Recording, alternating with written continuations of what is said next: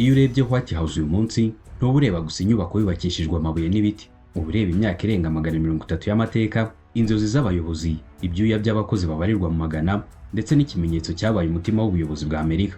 Buri rukuta rwayo, buri dirishya n'inkingi zayo z'umweru bifite inkuru ndende ivuga ko igihugu cyose cyubatse imwe mu nyubako zizwi cyane ku isi. Reka turebere hamwe amateka atangaje y'inyubako y'ikimenya bose, White House. Tubahaye ikaze kuri Hidden Dots.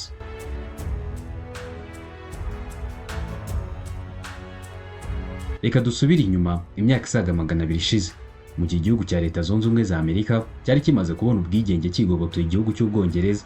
Icyo gihe igihugu cyari gikeneye ikintu gikomeye cyagaragaza ko cyabaye igihugu cyigenga kandi gifite ejo hazaza heza.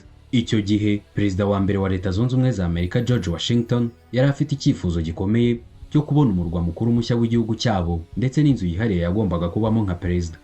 Mu mwaka w'1792 Leta yatangije amarushanwa ku bashushanyi n'abubatsi bo hirya no hino kugira ngo berekane ibitekerezo byabo by'inyubako yagombaga kuzaba urugo rw'umukuru w'igihugu. Abubatsi benshi bohereje ibishushanyo byabo, buri muntu wese yari yizeye ko azahabwa amahirwe yo kubaka iyo nyubako y'amateka. Nyuma yo gusuzuma ibishushanyo byinshi, amahirwe yaguye ku mwubatsi w'umunya-Ireland witwaga James Hobban. Igishushanyo cye cyari gihambaye, gifite ubwiza bwihariye kandi kigaragaza icyubahiro cy'umukuru w'igihugu, ariko kandi kikaba kitari gikabije nk'ingoro z'abami bo mu Burayi. George Washington ubwe yaragikunze cyane ndetse amusaba kugira ibyo ahindura kugira ngo inyubako ibe nini kurushaho. Kubaka White House byatangiye ku itariki ya 13 Ukwakira mu mwaka w'1792. Muri icyo gihe nta mashini zigezweho zari zihari nk'izo tubona ubu, nta crane nini, nta bulldozer, nta n'ibikoresho by'ikoranabuhanga byaboroherezaga mu mirimo y'ubwubatsi. Imirimo myinshi yakorwaga n'amaboko y'abantu. Amabuye yakoreshejwe hubakwa iyi nyubako yavanwaga kure cyane ku buryo kugira ngo bayageze aho bubakiraga White House, abakozi bayatwaraga bakoresheje amagare akururwa n'amafarashi cyangwa ibimasa.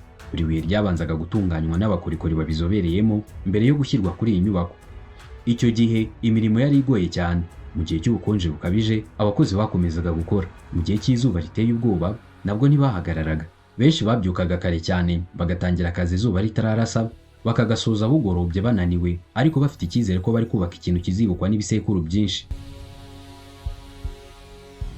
Mu bantu bakoze kuri White House harimo abimukira baturutse mu bihugu bitandukanye byo ku mugabane w'i Burayi, abanyabukorikori bafite ubuhanga mu gutunganya amabuye n'ibiti, ndetse n'abacakara b'Abanyafurika bakoreshwaga muri Amerika muri icyo gihe.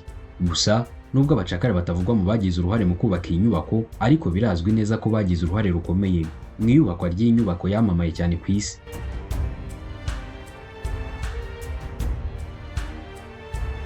Buhoro buhoro inkuta zatangiye kuzamuka. Buri mwaka wageraga hagaragaraga impinduka nshya.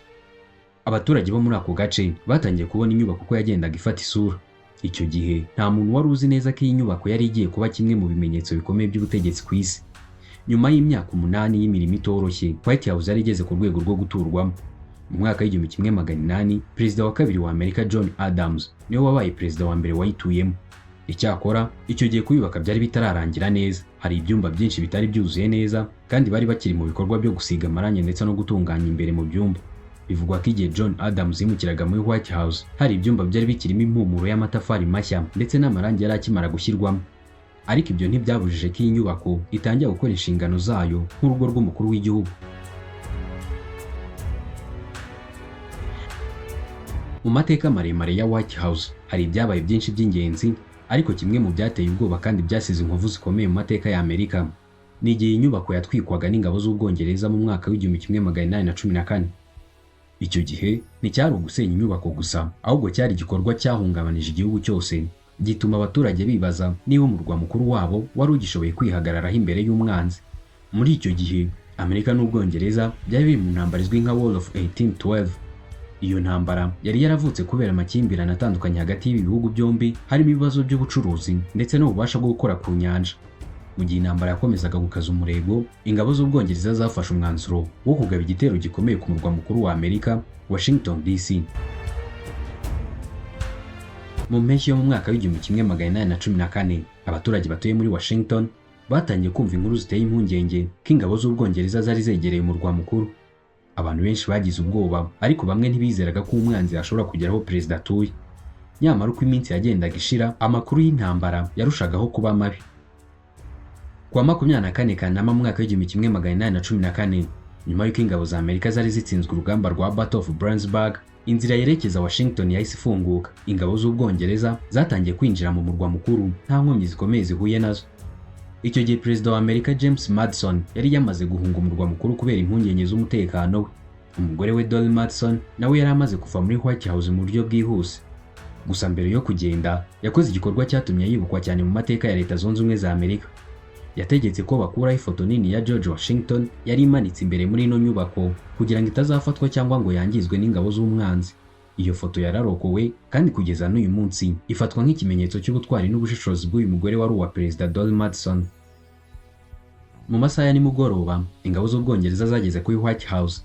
Icyo gihe zinjiye muri iyo nyubako yari yatereranywe n'abayibagamo. Bamaze kuyigenzura, bafashe icyemezo cyo kuyitwika. Bahurije hamwe ibikoresho bishobora gufatwa n'umuriro birimo ameza, intebe, imyenda n'ibindi bikoresho byo mu nzu, hanyuma batangira kubitwika. Bidatinze, umuriro mwinshi watangiye kuzamuka. Ibirimi by'umuriro byarasakaye ku nkuta ndetse no ku gisenge.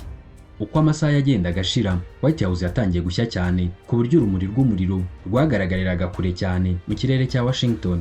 Abaturage bari bahunze umujyi bareberaga kure ayo makuba bafite agahinda gakomeye. Inzu yari ikimenyetso cy'ubwigenge n'ubuyobozi bw'igihugu yari iri gushya imbere y'amaso yabo. Benshi batekerezaga ko ari iherezo ry'iyo nyubako ndetse n'icyubahiro cy'igihugu muri rusange. Ijoro ryose umuriro wakomeje kwaka. Ibyumba byinshi byarangiritse burundu, ibikoresho byo mu nzu, inyandiko, imitako n'ibindi bintu byinshi by'agaciro byarahiye birakongoka. Mu gitondo cyakurikiyeho, ahahuze White House hasigaye inkuta z'amabuye gusa, naho imbere hose h'iyi nyubako hari hangiritse bikomeye. Ariko nubwo umuriro wari wangije byinshi, hari ikintu kimwe utashoboye gutwika. Icyo nta kindi ni umutima wo kudacika intege kw'Abanyamerika. Nyuma y'uko ingabo z'Ubwongereza zivuye muri Washington DC, abaturage n'abayobozi ba Amerika batangiye gutekereza ku cyakorwa. Hari bamwe bavugaga ko White House itagomba kongera kubakwa kuko byari gusaba amafaranga menshi, ariko abandi babonaga ko kuyubaka bundi bushya byari kuba ikimenyetso cy'uko igihugu kitatsinzwe n'umwanzi. Amaherezo hafashwe umwanzuro wo kuyubaka bundi bushya. Uwashushanyije White House bwa mbere James Hoban yongeye guhabwa inshingano zo kuyisana ndetse no kongera kuyubaka bundi bushya. Imirimo yo kuyisana yamaze imyaka myinshi. Abakozi bakoraga umunsi ku munsi bagerageza gusubiza White House ubwiza yari ifite mbere y'uko itwikwa.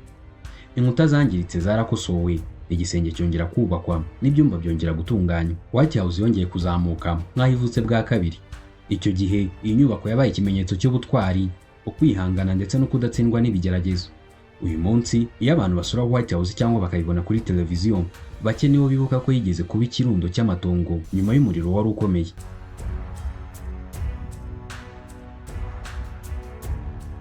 Ikintu gituma inyubako ya White House bigitangaza si amateka yayo gusa, ahubwo ni imiterere yayo yihariye. Igizwe n'ibice byinshi bifite inshingano zitandukanye, byose bikorana nk'umutima umwe w'igihugu. White House isinze imwe gusa nk'uko abantu bamwe babyibwira, ahubwo ni inyubako nini igizwe n'ibice bitandukanye byubatse mu buryo bifite ubuhanga buhanitse, ku buryo buri gice gifite icyo gikora mu buzima bwa perezida ndetse n'igihugu muri rusange. Iyo uyirebeye inyuma, White House igaragara nk'inyubako y'umweru itatse neza, ifite inkingi nini zigaragaza icyubahiro n'ubuyobozi bukomeye. Iri bara ry'umweru si impanuka, ahubwo ryahindutse ikimenyetso cy'iyi nyubako kigaragaza nk'inyubako y'agatangaza kandi ariyo ya mbere ku isi y'akataraboneka bitewe n'ibiyikorerwamo.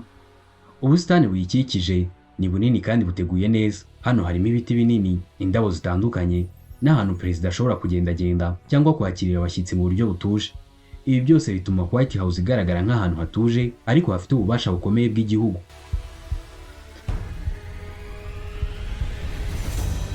West Wing ni igice gikomeye cya White House kuko ariho imirimo ya perezida ikorerwa buri munsi.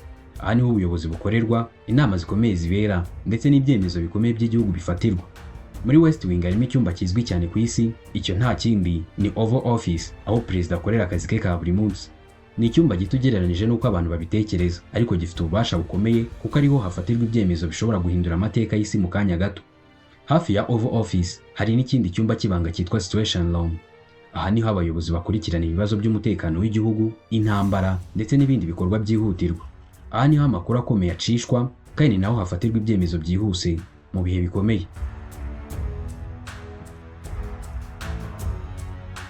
Tuvuye kuri West Wing hari n'ikindi gice cya East Wing.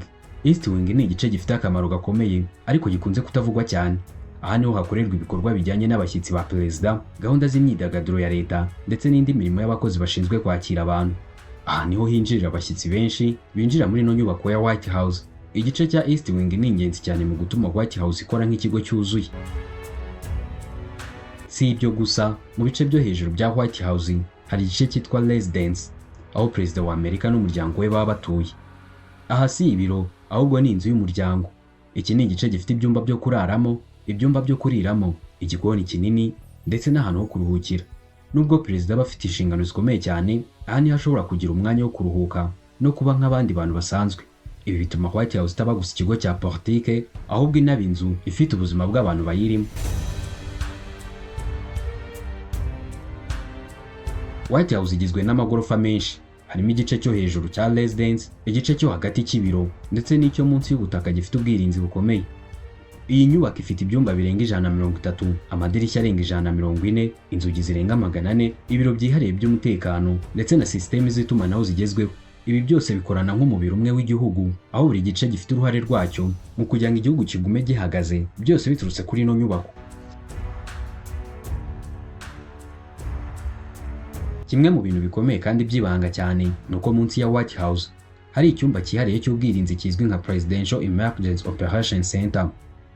Iki ni icyumba cyubatswe kugira ngo perezida n'abayobozi bakuru bashobore gukomeza kuyobora igihugu niyo haba habaye intambara ikomeye, igitero cya kirimbuzi cyangwa indi mpanuka ikomeye y'umutekano. Aha niho ubuyobozi bw'igihugu bushobora gukomereza gukora n'isi ishobora kuba iri mu kaga. Ibi bigaragaza ko White House ifite umutima wihishe ukomeza gutera n'ibintu byaba byakomeye cyane. Ikindi kintu kidasanzwe ni inzira z'ibanga zivugwa ko ziri munsi y'ubutaka bwa White House. Inzira zifasha perezida n'abashinzwe umutekano kwimuka vuba mu gihe habaye ikibazo cy'umutekano. Nubwo ibyo byose bitajya bisobanurwa mu buryo burambuye ku mugaragaro, ariko bivugwa ko ari uburyo bwo gutuma umutekano w'umuyobozi w'igihugu uba wizeye mu bihe byose. Ibi bituma White House isa naho ifite inzira z'igitangaza zitagaragara ku maso ya rubanda, ariko zifite akamaro gakomeye mu bihe bikomeye.